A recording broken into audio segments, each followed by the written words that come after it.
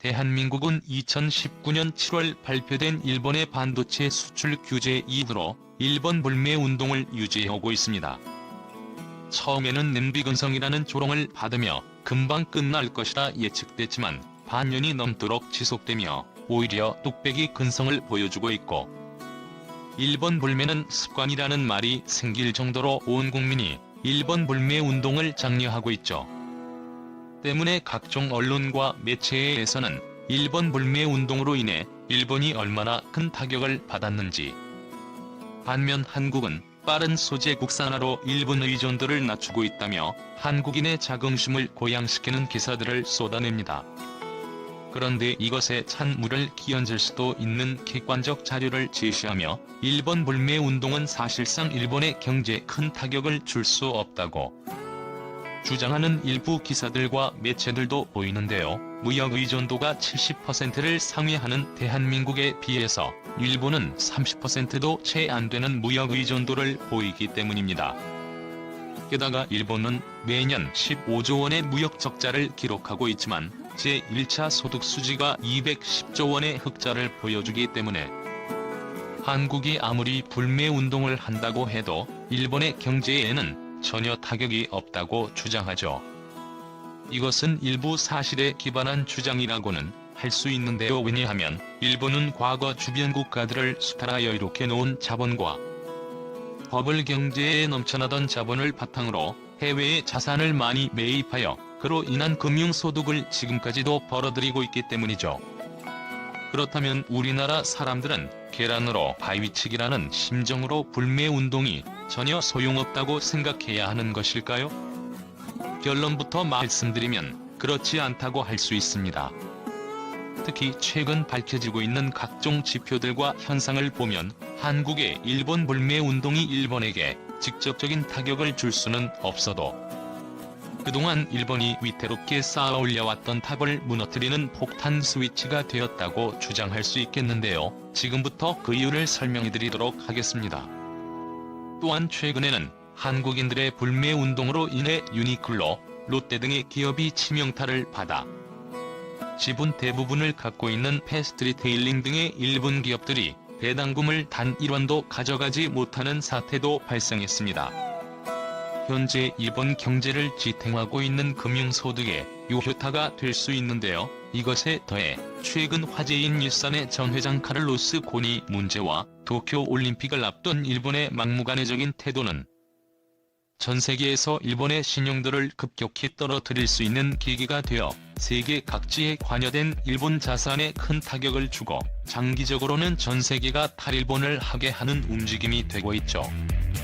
또한 현재 일본의 기형적인 구조는 나라는 부자로 만들고 있지만 국민들은 가난하게 만들고 있습니다.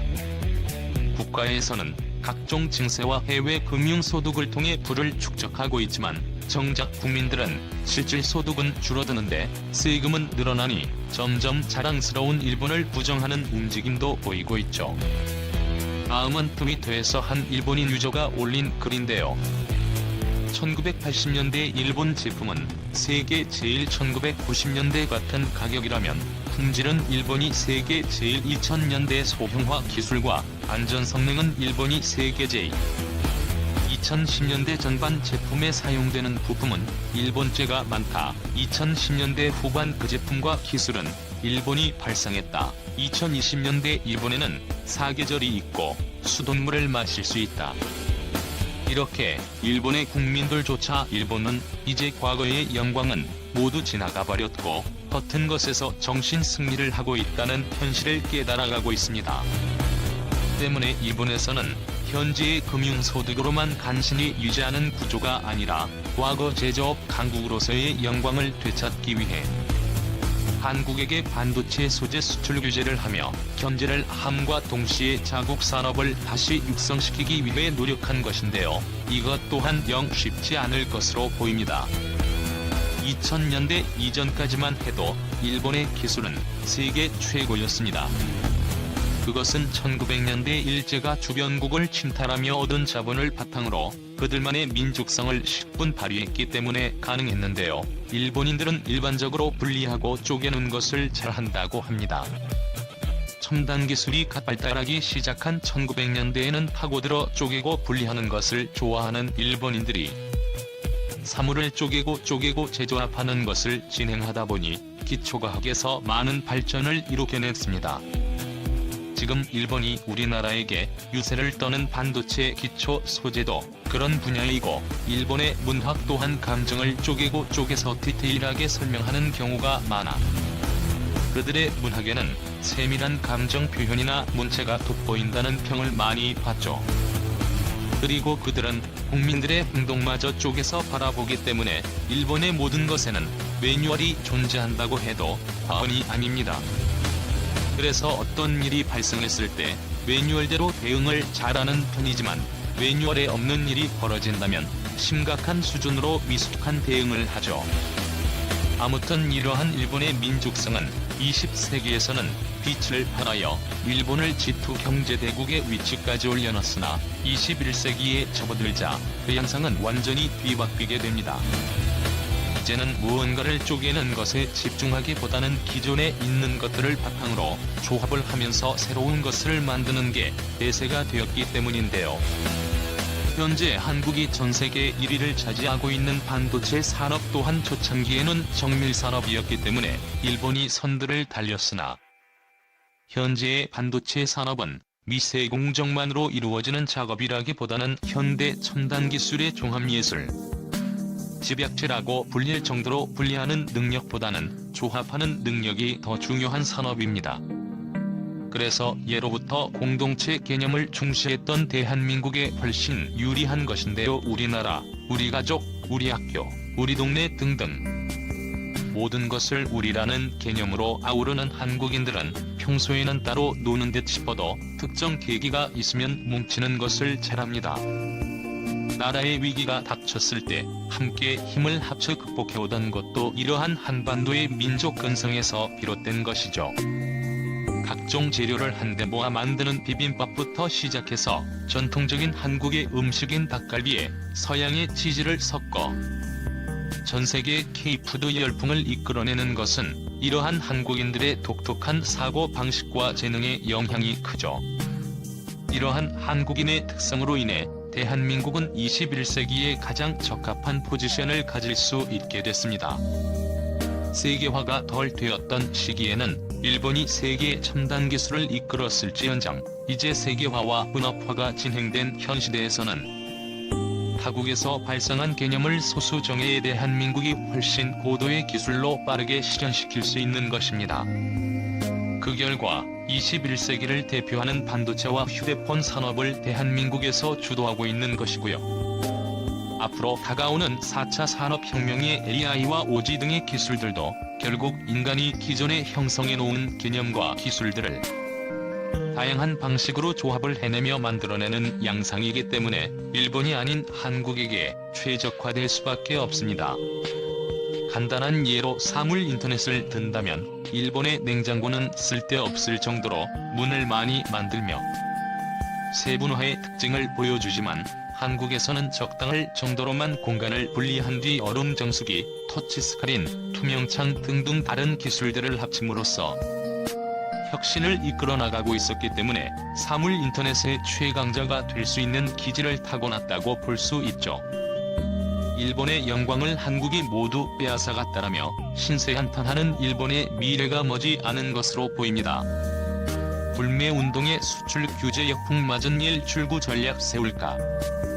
일본이 지난 7월 반도체 핵심 소재에 대한 대한국 수출 규제를 단행했으나 불매운동 역풍으로 오히려 더 큰 피해를 본 것으로 집계됐다. 16일 한일 수출관리 정책대화가 3년 만에 열리는 가운데 일본 당국이 출구 전략을 모색할지 관심을 끈다. 15일 양국 정부 집계에 따르면 지난 7에서 10월 일본의 대한국 수출액 감소율은 우리나라의 대일본 수출액 감소율의 2배나 됐다. 이 기간 일본의 대한국 수출액은 1조 6,433억 엔으로 전년보다 14.0% 줄었다. 우리의 대일본 수출액은 94억 8천만 달러로 전년보다 7.0% 줄었다. 미중 무역 갈등에 따른 국제 무역 감소 흐름과 한일 간 경제 전쟁 여파로 서로에 대한 수출액이 모두 줄었으나 일본의 감소가 훨씬 두드러진 것이다.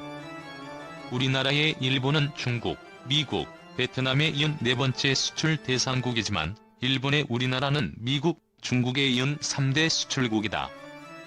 우리나라 사회 전반으로 확산한 일본산 제품 불매 운동 여파로 풀이된다. 일본은 지난 7월 1일 우리나라 신뢰 상실을 이유로 고순도 불화수소, 플루오린 폴리미드, 포토레지스트 등 반도체 핵심 소재 3종에 대한 수출 규제를 강화한 데 이어 전략물자 수출 규제 우대국, 이른바 백색 국가에서 제외했다. 우리 대법원의 일본 기업에 대한 강제징용 배상 판결을 빌미로 우리 핵심 산업에 차질을 주겠다는 의도라는 해석이 나왔다. 일본의 조치 이후 국내에선 대대적인 불매 운동이 펼쳐졌다. 특히 맥주와 자동차, 의류 등 소비재에 대한 불매가 전방위로 확산됐다. 반대로 일본 수출 허가 지연에 따른 국내 기업의 생산 차질은 아직 나타나지 않고 있다. 첫 규제 강화 대상이던 세계 품목도 우리 정부의 대일본 세계무역기구 제소를 전후해 드물게나마 허가를 내주고 있다. 오히려 일본 의존도가 높았던 소재, 부품, 장비 부문에 대한 자립화, 다변화도 본격화했다. LG 디스플레이는 10월께 국내 디스플레이, 패널 공정에 필요한 불화수소를 100% 국산화했다. 삼성 디스플레이도 국산 불화수소 시험을 마치고 생산 라인 투입을 앞두고 있다. 산업부는 소재, 부품, 장비에 대한 지원 예산을 올해 6,699억 원에서 내년 1조 2,780억 원으로 늘렸다. 일본 안팎에선 이대로면 일본의 소재, 부품, 장비 업체들이 오히려 반도체, 디스플레이의 큰 손인 국내 고객사를 잃으리란 우려가 나온다. 양국은 이 가운데 16일 제7차 한일국장급 수출관리 정책 대화를 연다. 이번 만남은 지난달 22일 한일 군사정보보호협정을 종료하지 않기로 하면서 성사됐다. 2016년 6월 이후 중단됐던 양국 수출 통제 협의회의 연장선상이다. 일본은 규제 강화의 이유 중 하나로 이 대화의 중단을 꼽았었다. 일본은 이번 대화를 수출 규제 갈등에 따른 불매 운동 역풍에서 벗어날 계기로 삼을 가능성이 있다. 수출액 감소 외에도 2020년 도쿄 올림픽 개최를 앞두고 갈등 장기화가 바람직하지 않은 상황이다. 일본은 2020년 방일 관광객 4천만 명을 달성한다는 목표를 추진해왔으나 두 번째로 많던 한국인 방문객이 급감하면서 목표 달성에도 빨간불이 켜졌다.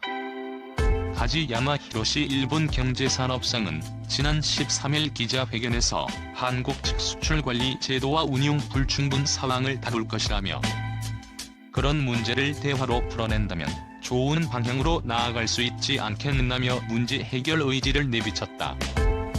우리 정부 역시 일본 수출 규제 철회를 바라고 있다. 문제 장기화된 우리 기업의 핵심 소재, 부품, 장비 조달 불확실성이 가시화할 수 있다는 우려 때문이다. 정부는 이미 일본이 규제 강화 명분으로 삼은 전략물자 인력 보강 계획을 발표했다. 이번 회의 한 번만으로 갈등이 풀릴 가능성은 낮지만 논의가 이어진다면 이달 말로 예상되는 한일 정상회담 땐 긍정적 성과가 나올 수 있다. 정부 관계자는 이번 만남에서 어떤 결과가 나올지를 예단하기는 어렵지만 충분한 대화를 나눌 것이라고 말했다.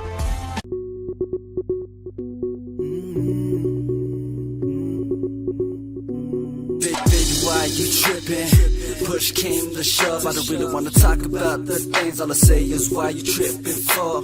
She's just a friend, I don't pretend. Mannequins, I'm a real man. I got soul, no Pinocchio. Girl, I'm not deceiving. I told you, girl, I'm not lying. You're rich in love like designers. I need a moment, freedom of speech. Baby, hush and be quiet. There's one time, there's two times, there's three times, only three